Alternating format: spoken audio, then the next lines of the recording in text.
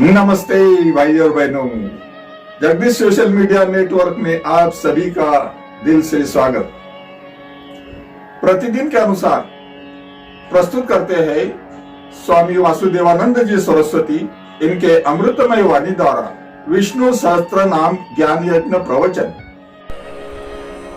ओम स्वस्ति श्री गणेशाय नमः। ओम श्री सरस्वत्यै नमः। ओम श्री गुरुभ्यो नमः। श्री विष्णु सहस्त्रनाम ज्ञान यज्ञ प्रवचन क्रमांक 488, श्लोक क्रमांक 63 और नाम क्रमांक 473। जय महाकाल। आज 10 अक्टूबर है और आज से अपना महामृत्युंजय महायज्ञ की पूर्णाहुति केवल 128 दिन शेष है। जय महामृत्युंजय महायज्ञ। ओम त्र्यंबकं यजामहे सुगंधिं पुष्टिवर्धनम् उर्वारुकमिव बन्धनान् मृत्युर्मुक्षीयमामृतात्। सदाशिवसमारम्भान् शङ्कराचार्यमध्यमाम् अस्मदाचार्यपर्यन्तां वन्दे गुरुपरम्पराम्। नमः चिन्मय देवाय तेजोमयाय धीमहि सुबोधानन्दरूपाय नमः पुरुषोत्तमाय च। वसुदेवसुतं देवं कंसचाणूरमर्दनं देवकी परमानन्दं कृष्णं वन्दे जगद्गुरुम्। शान्ताकारं भुजगशयनं पद्मनाभं सुरेशं विश्वाधारं गगनसदृशं मेघवर्णं शुभांगं लक्ष्मीकान्तं कमलनयनं योगिभिर्ध्यानगम्यं वन्दे विष्णुं भवभयहरं सर्वलोकैकनाथम्।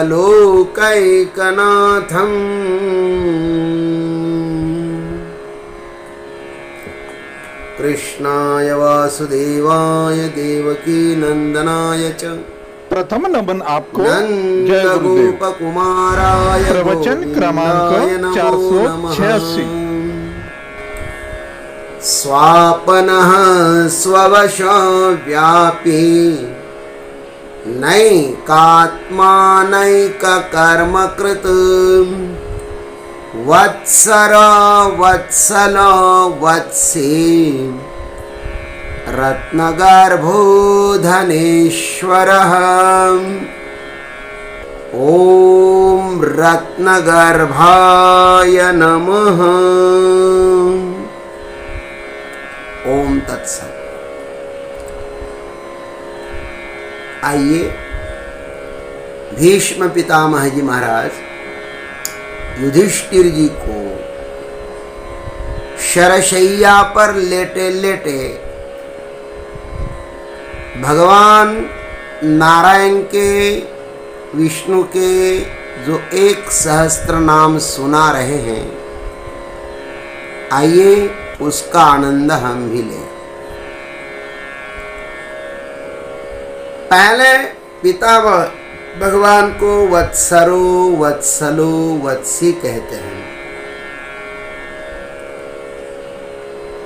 परमात्मा वात्सल्य भाव से सबके हृदय में बैठा हुआ है।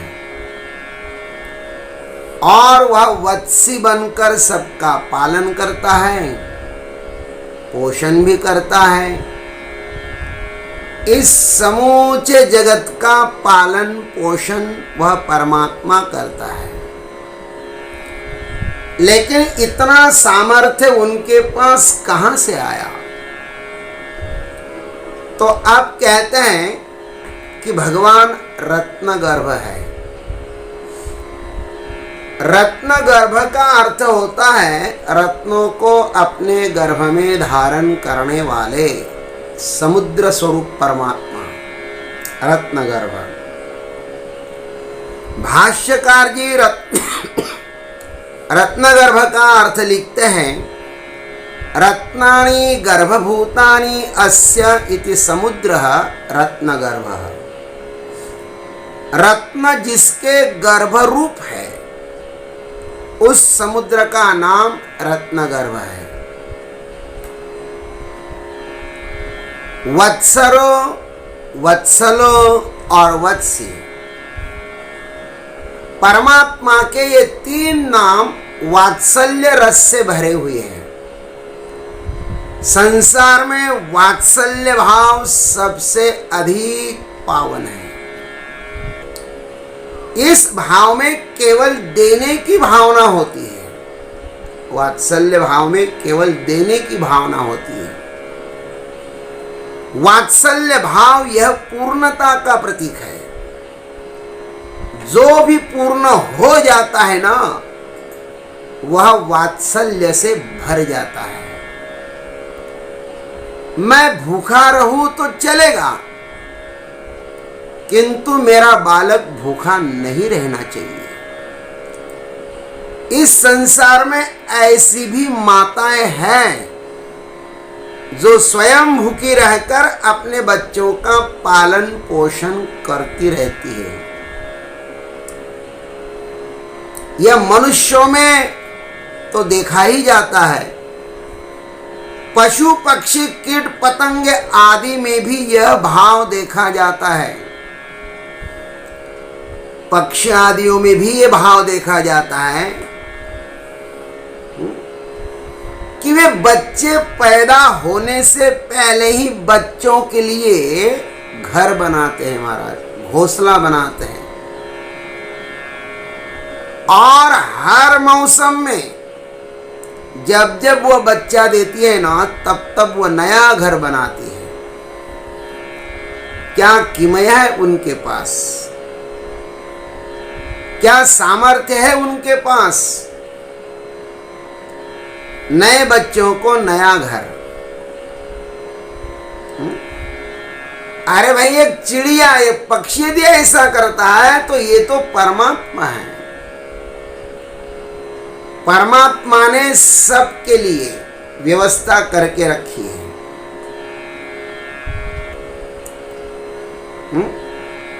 तेने काय तुझी नाही केली चिंता, राहित्या अनंता आठवनी। अरे भाई, भगवान क्या आपकी चिंता नहीं करता है? उसको सबकी चिंता है मेरे भाई। यह संसार निर्माण करने से पहले ही परमात्मा ने उनके खान पान आदि सब की व्यवस्था करके रखी है। यहां पर भगवान रत्नगर्भ नाम के रूप में विराजमान है। समुद्र को रत्नगर्भ कहते हैं। वह बहुमूल्य रत्नों की खान है परमात्मा। इसलिए तो विभूति योग में भगवान कहते हैं सरसामस्मि सागरः। सरसाम अस्मि सागरः। जितनी सारी नदियां हैं, सरस हैं, तालाब आदि जो हैं, उनमें मैं सागर हूं।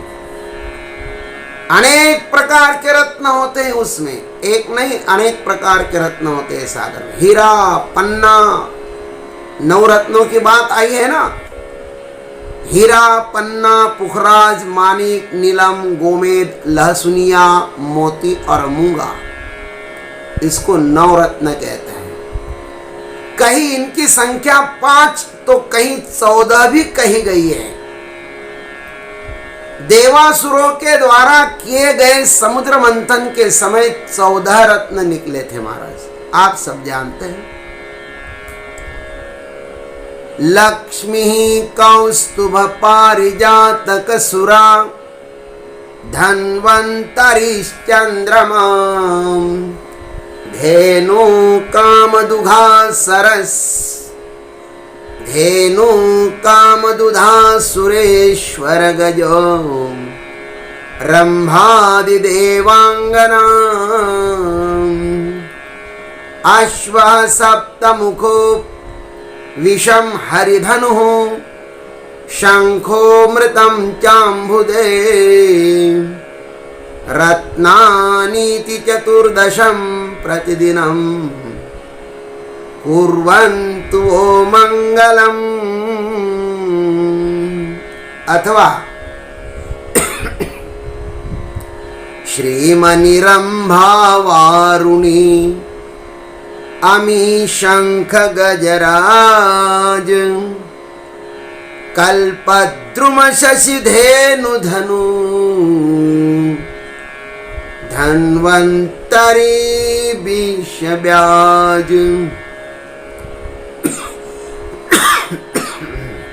सॉरी, पुराणों में और भी रत्नों का नाम आया है।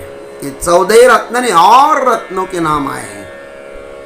उसमें कुछ कल्पित है तो कुछ वास्तविक भी है। जैसे सूर्यकांतमणि, चंद्रकांतमणि, स्फटिक, ज्योतिरस, राजपट्ट, शंख, सीसा, भुजंग, उत्पल आदि आदि। इन रत्नों को आभूषणों के रूप में पहनना हमारे यहाँ अत्यंत पुण्यजनक कहा गया है, आभूषणों के रूप में। और ग्रहों को, उत्पातकों को शांत करने के लिए भी ये रत्न पहनने का हमारे शास्त्रों में विधान है। जैसे चंद्र ग्रह की शांति के लिए मोती पहना जाता है, मंगल की शांति के लिए मृगा फल पहना जाता है, मुंगा फल नाम का धातु रत्न पहना जाता है। बुध की शांति के लिए पन्ना पहना जाता है, गुरु की शांति के लिए पुखराज, शुक्र की शांति के लिए हीरा और शनि की शांति के लिए नीलम मणि पहनना पड़ता है। वैसे देखा जाए तो परमात्मा अनंत रत्नों की खान है, एक रत्न नहीं, अनेक रत्नों की खान है। पदार्थों के रूप में तो रत्न है ही है, मनुष्यों के रूप में भी है।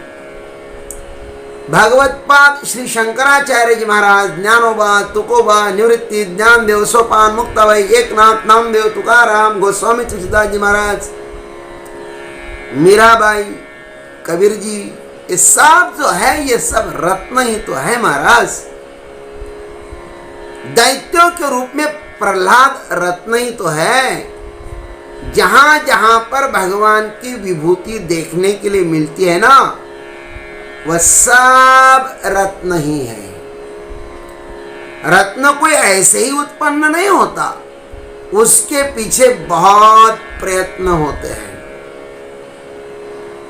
समुद्र मंथन के बिना रत्न कैसे मिलेंगे? मोती को पैदा करने के लिए उस कीड़े को अपना जीवन समाप्त करना पड़ता है, तब कोई मोती तैयार होता है। भगवान को रत्न गर्भ यह नाम कोई ऐसे ही नहीं मिलता, अपितु इसके पीछे बहुत ही प्रयास करना पड़ता है उन्हें।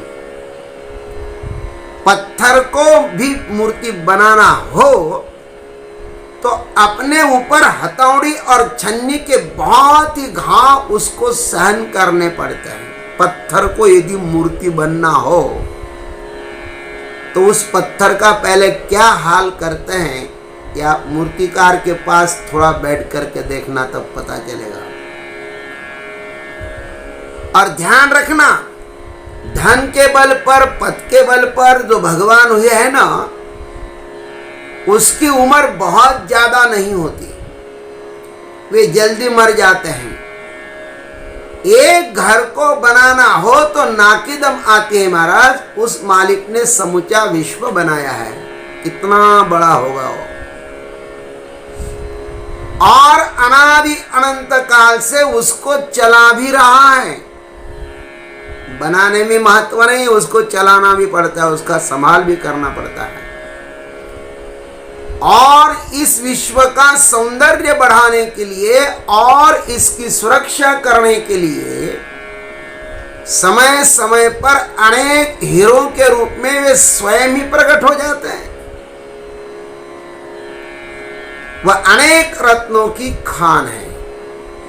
जैसे समुद्र में अनेक लहरें होती हैं, वैसे परमात्मा में अनेक रत्न छिपे हुए हैं। हम भी एक बहुमूल्य रत्न बनकर इस संसार की शोभा बढ़ा सकते हैं, ध्यान रखना। उसने हमें रत्न बनने की सुविधा दी है। अरे भाई, यह मानव देह एक बहुमूल्य रत्न है। इसको विषय भोगों की गंदी नाली में मत फेंक देना। इसको नारायण की पावन सेवा रूपी गंगा जी में बहा देना है। तभी हमें रत्न गर्भ रूपी नारायण का साक्षात्कार होगा। यह रत्न कोई साधारण नहीं है, मनुष्य रत्न कोई साधारण रत्न नहीं है। इसके द्वारा तो परमात्मा का साक्षात्कार किया जा सकता है। इसलिए स्वयं रत्न बनो और परमात्मा का साक्षात्कार कर लो। आज इतना ही। ओम तत्सत। जय गुरुदेव, जय जगदीश्वर और जय जय महाकाल। ओम तत्सत। अभी आप सुन रहे थे स्वामी वासुदेवानंद जी सरस्वती इनके अमृतमय वाणी द्वारा विष्णु सहस्त्र नाम प्रवचन का अगला भाग लेकर कल सुबह फिर प्रस्तुत होंगे। तब तक के लिए हरि ओम।